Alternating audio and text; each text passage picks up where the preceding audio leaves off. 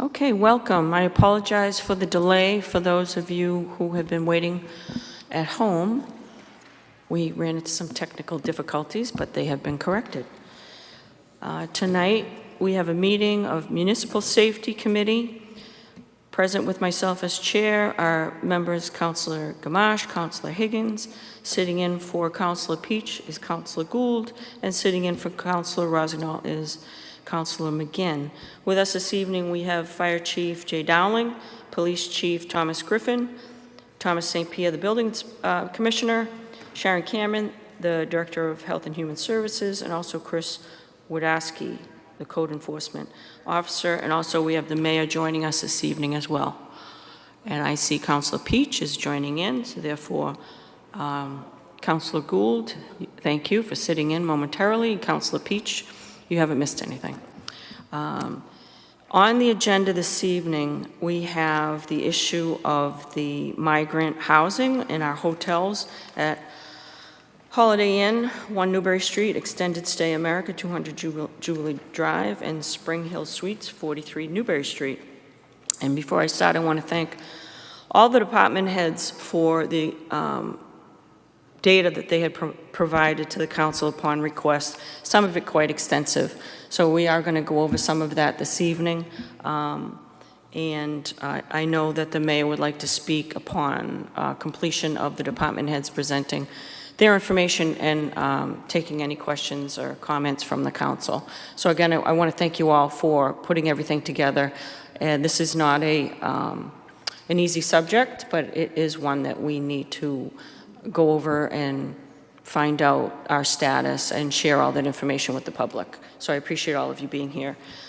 So first, I would like to start with Sharon Cameron of the Health Department to go over the information that she shared and any other information, Sharon, and also department heads that you may have pertaining to any state communication that may have come your way regarding our plan and the state's plan, rather, exit plan that they tell us is going to be completed by December of this year. So anything, communication that you have in that regard or information, if you could share that as well. So if you'd like to share the data, thank you. Thank you, Councilor. We have not had a comprehensive communication from the state about their exit strategy, but I am getting pieces of it. I can tell you that as of today, there is one Peabody hotel that is being used as a shelter, and that is the Holiday Inn. Spring Hill Suites closed several months ago, and the extended stay closed last week. Some of those families in those hotels had found permanent housing, but others were moved to the Holiday Inn. I have a census from the Holiday Inn as of today. They have about 75 families in residence comprised of 138 children and 115 adults for a total of 253 individuals. They also informed me that they are going to be one of the last hotels to close. They've been given a December 31st closing date, and the state is currently closing down other hotels, and families that have not yet been placed have been dispersed. So within the past week, new families were placed in the Holiday Inn from the site that had closed in Danvers. So we are still receiving new families. I was told that the families who were just most recently placed at the Holiday Inn, those with school-age children will be keeping their children in the Danvers Public Schools for the remainder of the school year. So we really don't have a sense of how many more individuals may continue to be placed at that location, but as of today, we have 253 families. 253 individuals, excuse me. In terms of the data that I provided, we have been called out, I wouldn't say a lot, we have been called out several times for complaints related to the water distribution system, the sewage system, and the main complaint we've been called out for is complaints of pest activity. So we have done a number of follow-ups. We've done some of those follow-ups on our own. We have done some of those follow-ups in collaboration with the inspectors from the Executive Office of Livable Communities, which is overseeing the shelter program. We have had what I would consider to be pretty good compliance from the operator of the site, the Holiday Inn management team. You know, these are hotel rooms that were not designed for long-term living, and as people have resided in them for longer periods of time, you know, there's a lot of people in small spaces, and spaces that weren't designed for this. So they have taken on the challenge. They've been very responsive to our orders. The Holiday Inn is not currently permitted by us as a hotel because they are being exclusively used as a shelter at this point in time, and we have let them know that we expect some substantial remediation or upgrades, cleaning, rehab of the facility is likely to be needed before they can receive a permit to resume operation as a hotel.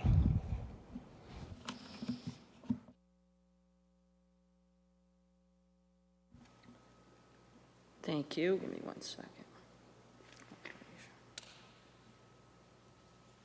Excellent. So what I'll do is open it up to the council, and before we bring up anyone else, we'll do it individually by department head. So, Councilor Gamache. Yes, thank you. Through you to Ms. Cameron. So we're down to one hotel. Do you know the total number of rooms that were utilized between the 3 hotels? Or we just got the numbers, right? We just got the adults and children numbers, but we don't have the amount of rooms that were used? I know at the extended stay, I believe they were using 15 rooms at the height of their occupancy for the sheltered families. At the Holiday Inn, they were using all of the rooms, and I think it's about 108, but I don't know for certain. It's in that ballpark. I think they had set aside 1 or 2 rooms for staff, Yeah. and the remainder were being used for families. I don't believe all of those rooms are currently in use at this moment, but none of the rooms are being rented for travelers, type of routine hotel business. And as far as the Spring Hill Suites, I don't have an exact number, but I believe it was fewer than 20. Okay. The other question, you had mentioned that the staff, the facilities, specifically Holiday Inn, with the complaints about pests and stuff like that, they've been quite responsive to the city's departments going up there, your department going up there concerning some of those issues? Yeah, they have been responsive. We did have an issue with them where they were trying to do some treatment on their own, and we had to correct them on that and get them to bring in professional pest control, but following that period of time, they have been responsive to us. Okay, I have no further questions. Thank you. Thank you. Councilor Peach. Thank you, Madam Chair. Through you to Ms. Cameron, you mentioned that, so now we're down to just the Holiday Inn, which I didn't realize that we had wrapped up with the last facility last week, so that's good to hear. But we're having new families come into the Holiday Inn.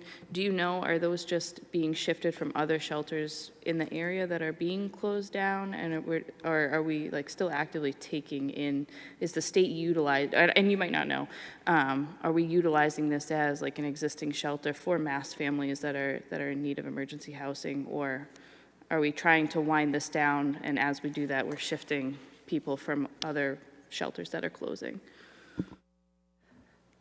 I can't completely answer that question, but I do know that the most recent families who have been brought to the Holiday Inn came from a shelter site that was closing. They were not families new to the shelter system. But I can't say with certainty that they're not continuing those placements. Great, thank you. And no further questions. Councilor Gamache, back to you. I'm sorry, it eluded me. Do we have the numbers of the breakdown of what were immigrants and what were United States homeless families? No, I do not have that information. The service provider at the hotel, Center Board, at the Holiday Inn, probably does have that information because they have been hosting immigration services on site at the hotel, so they would know who has that need, but we don't have that information. Thank you. No further questions from my colleagues. I have a couple. When's the last time you were in, or the code enforcement officer was in? I believe it was in October of 2024 when we had received the last round of complaints related to rodent activity. And you mentioned, and I asked that because I'm wondering the condition of it now and how much repairs and renovation they're going to need and who's going to pay for that. So I was just wondering if you had been in more recently than that to give us a visual, but you have not. So it's been 6 months, more than 6 months since we've had eyes in there, or at least the health department anyway, right? Correct, yeah. If they were still licensed as a hotel, we would have done an annual inspection in December, but they are not permitted by us as a hotel at this point. Okay. And with respect to the Holiday Inn, some of the complaints you received were bed bugs, public nuisance, raw sewage backup, unregistered cars in the lot, and also noted by, I believe, the code enforcement officer under one of your visits, was that they had not pulled permits for electrical, building, or plumbing at various times in some of their projects. Did they get fined for any of those things? Did they receive fines from your department for being out of compliance? I know that you said that that they were responsive. Did they need a couple of reminders, or should they have gotten fines, or did they get fines? So the comment about that they didn't pull permits really is more of us making a referral to the appropriate departments that would have issued those permits. So that's not something we would fine on. Typically, our approach to code enforcement is if we issue an order and people are complying with it or making a good faith effort to comply with it, we typically don't start issuing fines unless we think there's willful non-compliance or we are seeing kind of repeat patterns. But in my view, that was not the issue here, so we did not issue any fines. Okay. And in the last 6 months, you haven't gotten any more similar complaints? Correct. Thank you very much. I think that's any other questions for the health department? Being none. Thank you very much, Sharon. Next, if the fire department, Chief Dowling, if you could come up and share the data and information that you have, and also any communication you may have gotten from public safety officials from the state with respect to the exit plan, or anything else, any other communications you've gotten. Sure. Good evening, councilors. So you saw my memo that I had sent you. That time period, the 14 months, we had 278 responses to 3 hotels. Majority of them, 178 for medical emergencies. So our runs for 2 of the hotels was like 2.5 times the previous year, and the Holiday Inn, it was over 5 times the amount of responses. So we definitely increased our responses to all 3 hotels. I have not had any communication with the state as far as an exit plan. My fire inspectors, we still do quarterly inspections at these premises. We make sure the sprinkler system is up to date, fire alarm system, egresses aren't blocked. But the inspections have changed since it's not a hotel anymore, just a shelter. But we still do go in there and make sure there's no egress issues, and sprinkler and fire alarm are in working order. Thank you. Any questions for the fire chief? Council Peach. Thank you, Madam Chair, through to the chief. Chief, I know you just mentioned that these inspections are done as, now it's looked at as a shelter, it's not a hotel. Correct. Are the fire codes different for an emergency shelter versus a hotel, like occupancy and those things? Does that shift? And if Yeah. so, are we looking at this, like, if this was looked at as a hotel, it would be overoccupied, and that's maybe leading to a lot of the issues we're seeing? Occupancy, no, it's the same, because they're not, it's the same, the number of rooms being, that are being rented. And it might be, we don't know how many are in each room unless we respond there. So as far as the overcrowding issue, that could be a building department issue maybe. But yeah, our response is, like I said, we treat it, we want to make sure the fire alarm's working, sprinklers, and egress is the big thing for us. The only thing that would change, they can't cook anymore in there. As far as their kitchen shut down, so their hood system's not working. If it was a hotel, we would be checking that, but they're not allowed to cook since they're not a hotel anymore. And we do check when we go to respond there for calls. They're allowed to have microwaves in the room, but hot plates, they're not supposed to have any hot plates. We did have one incident with a child, I'm sure everyone's heard of, that got burnt.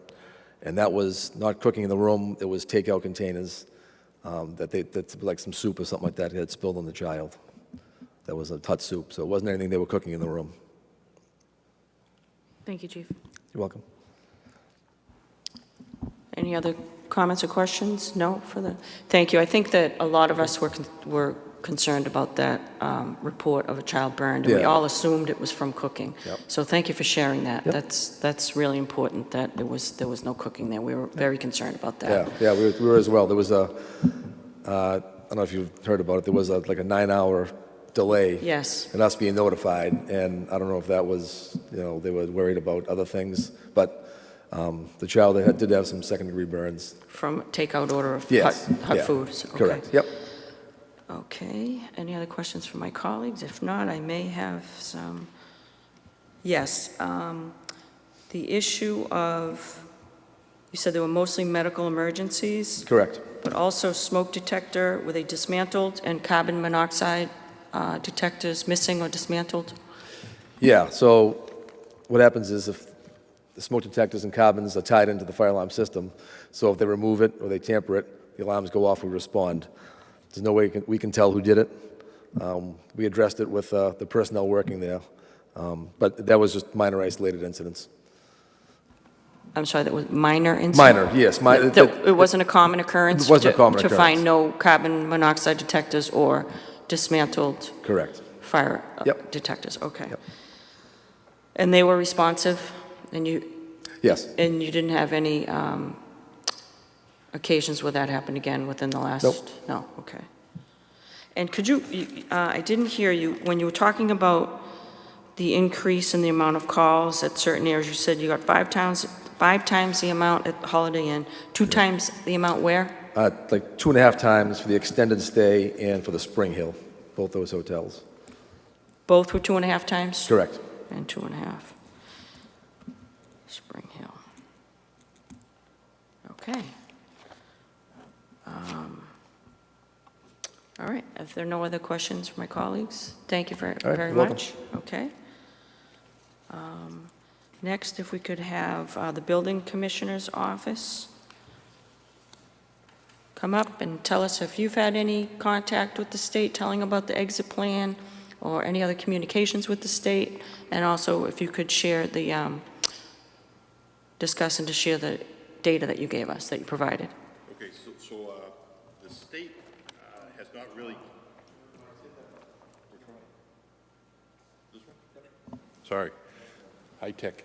The state has never really communicated with us very much. What happens when the state runs a program like this is the state building inspectors become the jurisdiction for the building, similar to the courthouse over here or any other state-run program or whatever. When it reverts back to the Holiday Inn, it'll be back under our jurisdiction. So we were just discussing among ourselves over here that I think the course of action we're going to pursue is a new occupancy permit after complete inspections. The building is at least 40 or 50 years old. It's been used hard now. not the way it was designed. Early on, we had some issues with the sewage pumps, the sewage pipes. They were being overtaxed, and being that old, they needed significant work. We were involved in that quite a bit because the plumbing, electrical, and that stuff stays on the local jurisdiction, but the building inspection part of it goes to the state.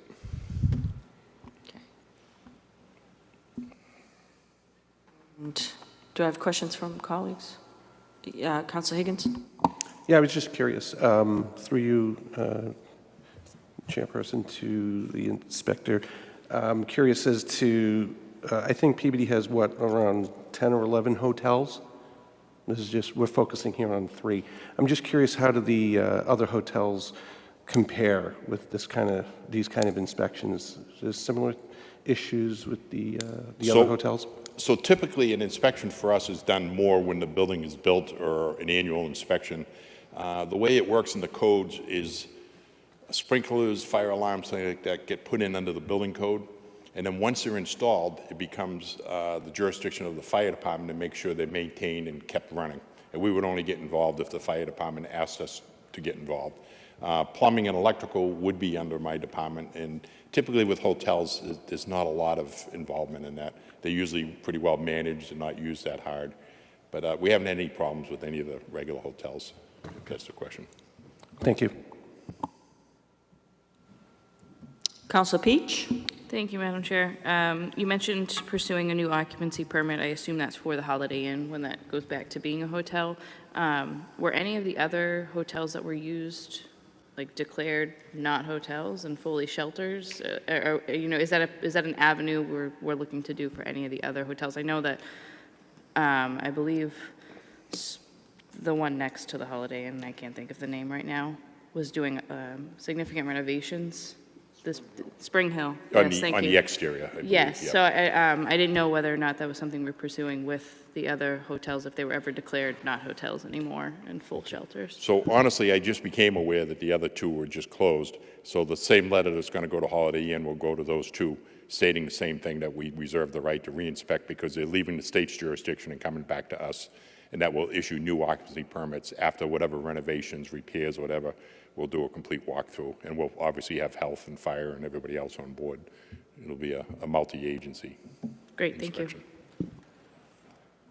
Thank you. Any other colleagues? None? Okay, just give me 1 second. The lack of pulling permits for electrical, building, and plumbing, were they fined for that, or when it came to your attention, how did you deal with that? I mean, it's a Holiday Inn. For them yeah. to be not pulling permits for Everybody electrical has and to pull plumbing. permits, yeah. I know, but this is a huge business Yeah. making a ton of money, and they're thumbing their nose at local ordinances to pull permits. Is completely unacceptable. I can't remember, it was a year and a half ago, whenever it opened up, that they had most of the sewage problem pumps and things that just weren't adequate or weren't up to speed to handle what they were doing. It was resolved at that level. You know, we might have had the prompt to push a little bit, and I know Paul, plumbing inspector, spent a fair amount of time up there for maybe a week or 2, and there was some pushback, and it was, you know, that wanting to save money and not put in new systems, and you know, that goes on all the time. But we prevailed, and we got what we needed done. So there were no fines. As Sharon mentioned, as long as they're working with us and doing the right thing, we usually don't get into the fine situation. Okay, and I had one other question, but it is slipping my mind at the moment. And I think in one of your reports, the code inspector may have found that there were no carbon monoxide detectors. I'm sure that was referred to the fire department as well. So I wasn't called on any lack of carbon monoxide. That would typically go to the fire department. I think the chief would agree with me on that, yeah.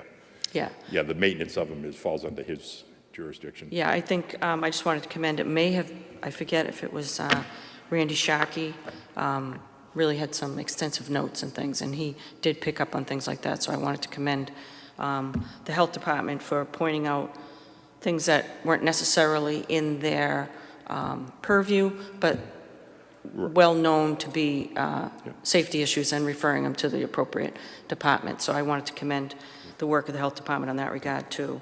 I can tell you that we work very closely with health and the other departments. Nobody turns an eye to something. If we see something's wrong, we're going to call fire or we're going to call health, whoever's appropriate to come in on it, and vice versa. Health calls us frequently. Yeah, no, that's good to see. I just wanted to comment on that and commend it, because you don't always find that.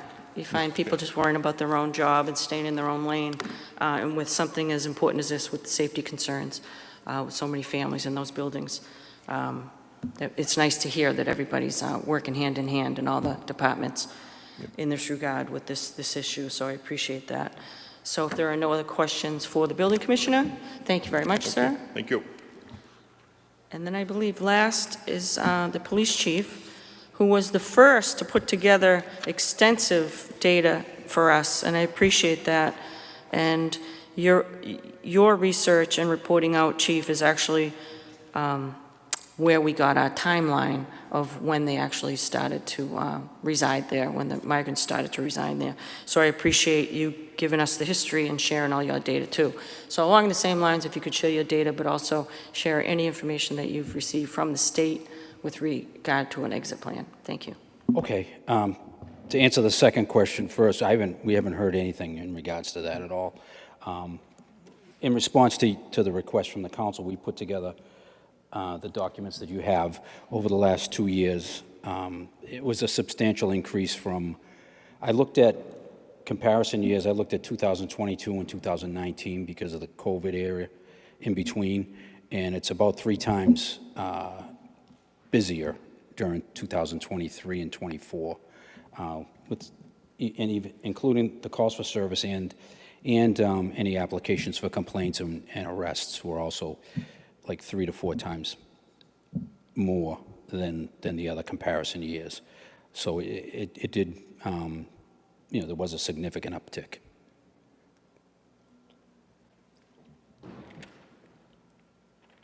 To my colleagues?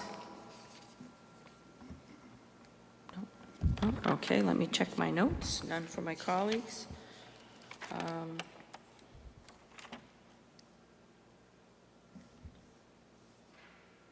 No, probably because you gave us the most information early on, so I've digested it, and I think you're very thorough, so Thank you. I think I have a pretty good grasp on what you've been dealing with and what your staff have been dealing with, certainly an increase in calls, an increase in safety situations there. So we really appreciate all the hard work of all our public safety officials and staff for dealing with this state initiative that has been put upon us, and increased work. And you've done a very good job. I just want to thank you all, and all done without complaint from pretty much fire, police, and the health department. So I just wanted to commend everyone for that.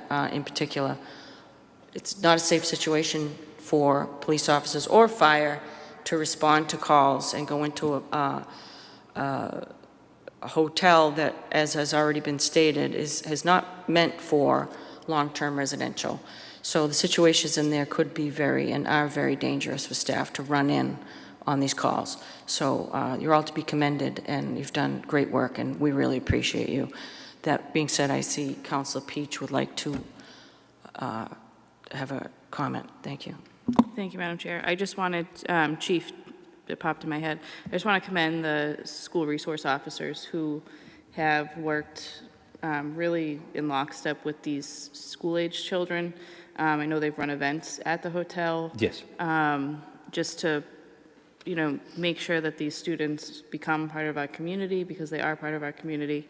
That's really impressive. It was very impressive to me to see that they were running events at the hotel for those families and those school-age children, and then making sure that they're following up during school days to help those transitions. Especially, you have many of these students coming from a different country, not speaking English, and really not having anyone in the school that speaks their native language. So I want to commend the school resource officers. They did an excellent job, and I heard wonderful feedback from the schools as well, that your department has helped with the very difficult transition that this was. So thank you.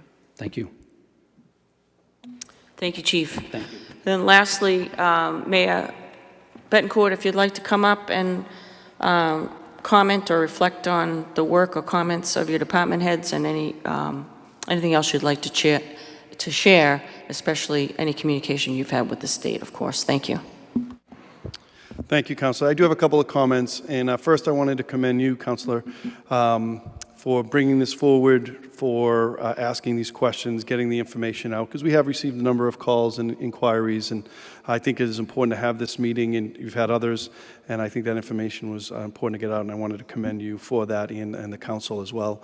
And I really appreciate the kind words that you said, the kind words Councilor Peach just said about our different departments, because I think they have done an excellent job, police, fire, health, building, and I really appreciate those kind words and recognizing that work. I do think this is something that was put upon the city. There's been very little communication in terms of direction from the state, in terms of the closures of the hotels. That's not something that we've been a part of in terms of planning or any of that. That's information we get. I know our health director, Sharon Cameron, myself, we do get emails from the Executive Office of Housing and Livable Cities in terms of dates and planning, not so much planning, but just in terms of time frames, which is helpful, but we haven't really been involved in the planning and certainly day-to-day operations. Center Board has been an asset and has helped us. I did want to also, a couple of other departments I did want to mention. Our school department, certainly, and Councilor Peach touched on this, which I was very grateful to hear. A lot has been put on our schools and our teachers that are we're not prepared for in terms of, this is something that we did not see coming to the degree that it did. And the teachers, our educators, our school resource officers, our nurses really did an outstanding job, and I'm glad that they were recognized today. I also wanted to mention our Park and Recreation Department. We as a city, in an effort to help, we would bring a number of the children to parks, to our Children's Museum, to give them that opportunity to get outdoors and things like that as well. So we really tried to be a community and help where we could, and I wanted to mention those departments as well. But this was something, again, that really affected everybody in our city, all the different departments, and I really wanted to commend and grateful for the opportunity to state that publicly, that I appreciate everybody's efforts to try to make this work as best we could. Thank you very much. Councilor Gamache? Yeah, through you to the mayor. The collateral damage of this whole thing is the kids. I see it. I'm at the McCarthy School every day, and I see not only the staff, the teachers, but the kids, and showing so much empathy to these kids that are just, they're lost. They're the part of the whole issue is they're lost. They're in a different country. They can't speak the same language. The teachers and the kids, they go out of their way to make them feel welcome. It's just, I'm there in the morning and I see a whole busload come from the Holiday Inn. A whole busload. And those kids are greeted with the other kids that they mingle with in school, whether they be first graders or fifth graders. And it's almost like a small little community within each other. And if you can witness the kids coming out of school in the afternoon, the immigrant children that are there, they're playing with the other kids after school at the playground. And to me, this is the thing that, all other things aside, should they have been in the hotels? No.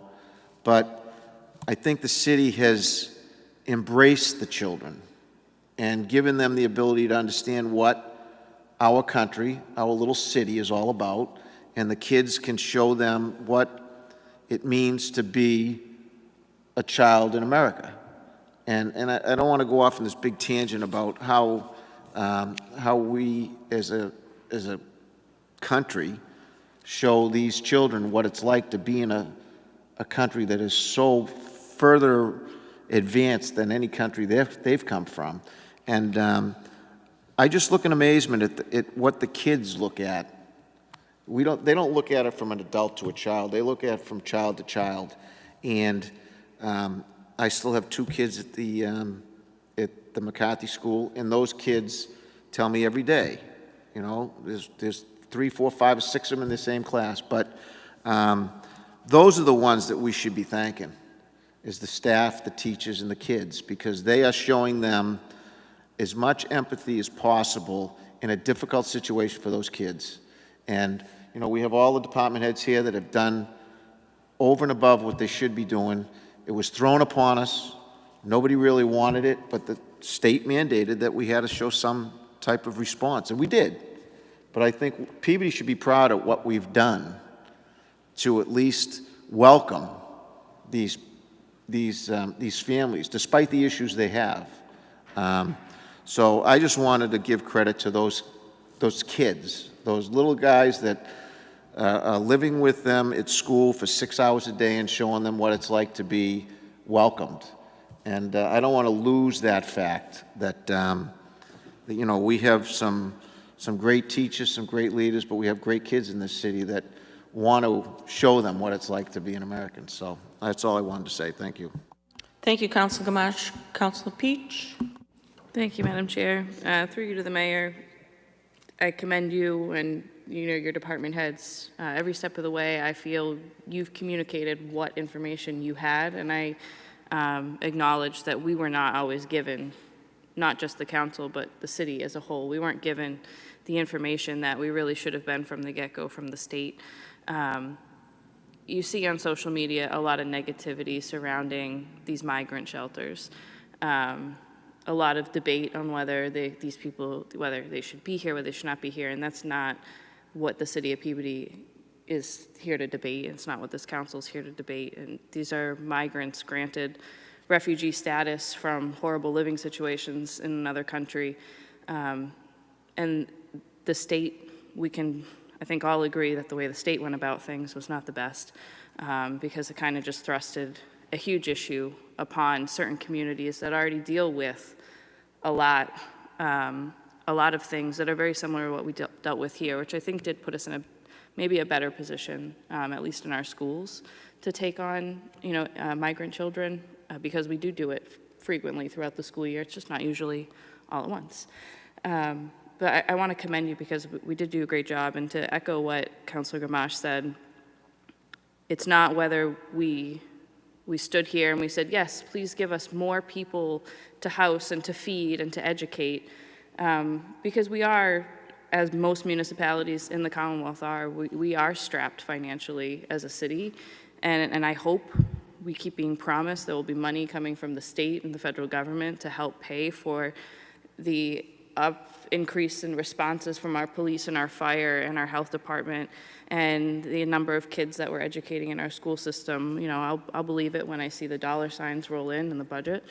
But we took the situation that we were given, and I think we handled it very well from a city standpoint.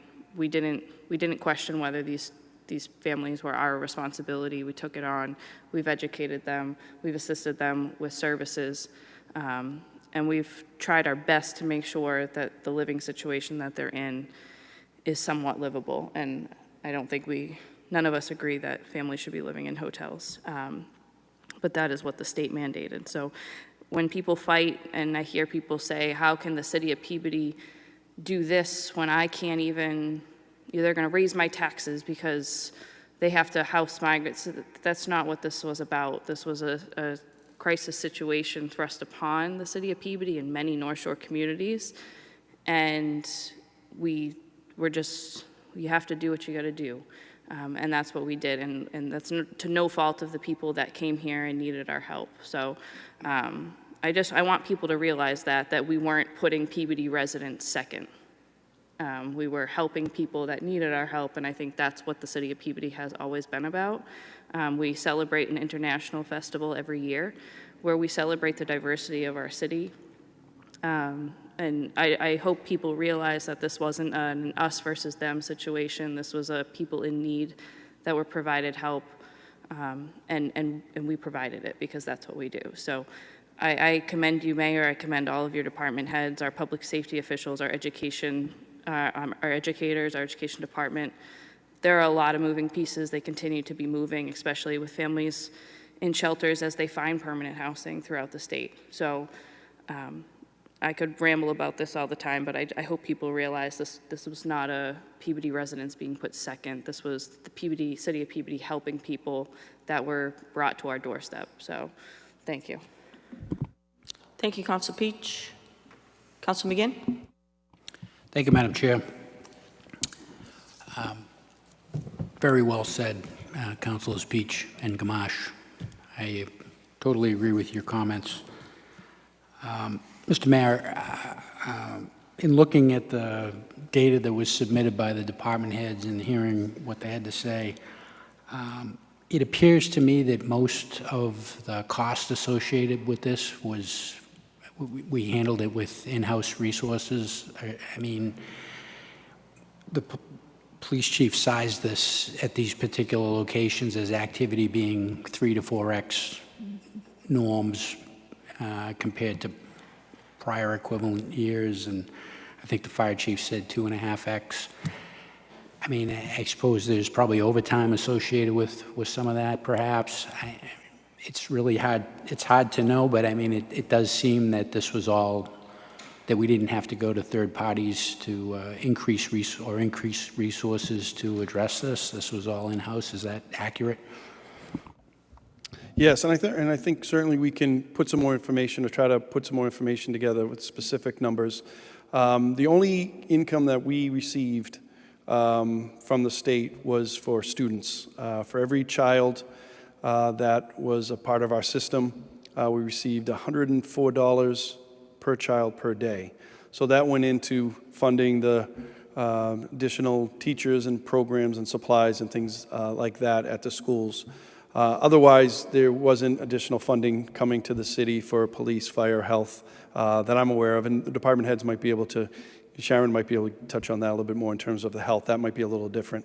But in terms of police and fire, a lot of that is covered through shifts and things like that. But, you know, there could be at the end of the day, once all the tallies, there could be some funding that came that would have to be accounted for. But in terms of money that we've been able to rely on from the state, putting health aside for a moment, I know the school department received those funds.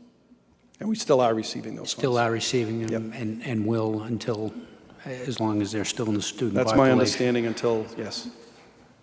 So, as far as you can tell, the only true incremental costs have been on the school side, and there is a revenue source. Has any analysis been done to determine whether that daily allowance that we're getting on a per student basis covers our actual cost? Is that, do you know that at this point, or is that something that hasn't been looked at yet? I know some work has been done on that. I would probably want to defer to the superintendent, the school business manager, probably Mr. Gingras, that might be able to break that down a little bit. But yeah, it'd be hard for me to comment on that. And I don't want to put you in an unfair position, but perhaps we could make that as a request. Madam Chair, it'd be good to have that as we're coming into budget season, to know if this is going to be anything that's going to have an impact on the budget. I think they'd be able to speak to that. Yeah. Great. Thank you, Mr. Mayor. Again, I'm not going to repeat my colleagues here, but just in general, I think the city did a fine job with all this, given the circumstances, and I am very proud of the response made by Peabody. Thank you, Madam Chair. Thank you, Council McGinn. Council Higgins? Thank you, Madam Chair. Through you to the mayor. Before I get to my question, I just want to reiterate that great comments from my fellow councilors, great point by Councilor McGinn, and that's spurred my question. It looks like from the math that you gave us that we were receiving somewhere north of $3 million a year, you know, for these students, the burden that was put on the school system. Coming into a tough budget season, and I'm curious as to if you can answer this or not. Did we add staff to the school department to handle the influx of children that were coming? I'm sorry, Counselor, could you just, I didn't hear the last comment. During this time of increased number of students coming into our school system, did we have to increase the staff at all to support that? Yes, there were some increases to staff. Yes, there was. And I don't know exact amount.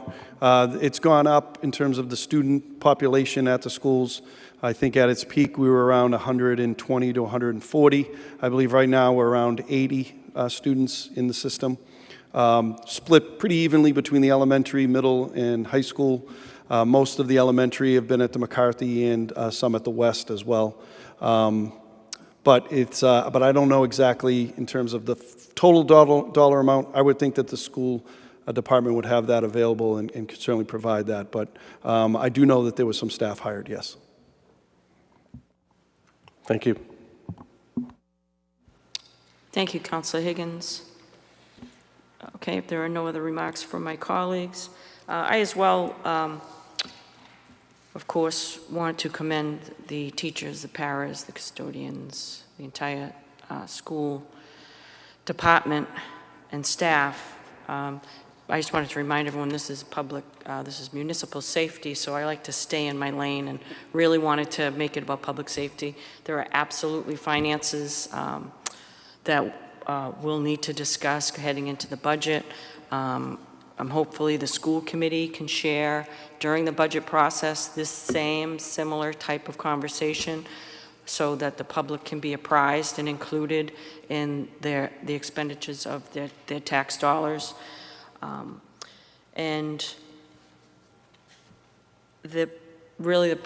What drove me to start asking these questions and start to put the data together and have these meetings is because, much like Councilor Peach had said, the public did not know.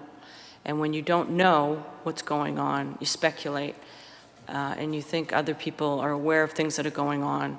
When it's clear after this meeting, I hope the public knows that City Council, nor the mayor, nor the department heads have had good or any communication from the state on the implementation of this, nor the exit plan. But what I would like to do is keep having these conversations from, it's almost May now, and remind everyone that the state has said that they will be removing all migrant families from our hotels by December 31st, 2025. So we can include the public in what is shared with us, what we do find out, so that if it is something, we will share it with them and they will know that what's going on. And if we don't get information, we can tell them we have no information, so that they can know that it's not their local officials, their local elected representatives that are keeping them in the dark. We're looking for information. We want to do the good jobs that we try to do every day and represent them as best we can with whatever information we have. And in this case, unfortunately, we didn't have any. The mayor didn't have any, and the department heads are really just playing catch-up every day with this situation. And again, they've done a great job, as of course has the school department. Lastly, Mayor, I wanted to ask, the condition of the Holiday Inn has been mentioned. I'm sure it's not a pretty picture in there after, again, it was a 50-year-old building in need of repairs to begin with before it was taxed so tremendously by long-term stays in a hotel that's not built for that, it's not made for that. So I can imagine what the repairs are going to be, and I also would like to know, has the state committed how that's going to happen, that the taxpayers of Peabody aren't going to be on the hook for that. That's a major concern of mine. Thank you. A good question, Councilor. So last I was there was around the holidays, and without question, I would think there's going to be significant work required to the Holiday Inn in the months and years ahead. No, we have not been given any specific direction from the state as to how that's going to work, but it would not be something that would be on the city to pay for any renovations to that. If that was something that would be in play, I think you and I and the counselors, I'd be ready for a fight on that. So, but I will, if I did get any word or receive any information, I will let the council know. But I haven't been given any direction as to how that would work, other than I do know that I would think that there's going to have to be significant repair work and investment into those buildings.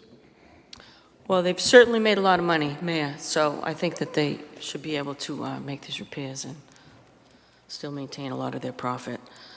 So with that, Mayor, if and department heads, if you could, when you do get information or feel you get the gist of what the council's looking for, if you feel that you come into some information or communications from the state or anything that you think we would like to know, I'm sure we do want to know it, so if you could share it with us over the next several months till December, that way we can share it with our constituents, and so that we can be on the same page. What page that is, we don't quite know, but at least we're all in it together.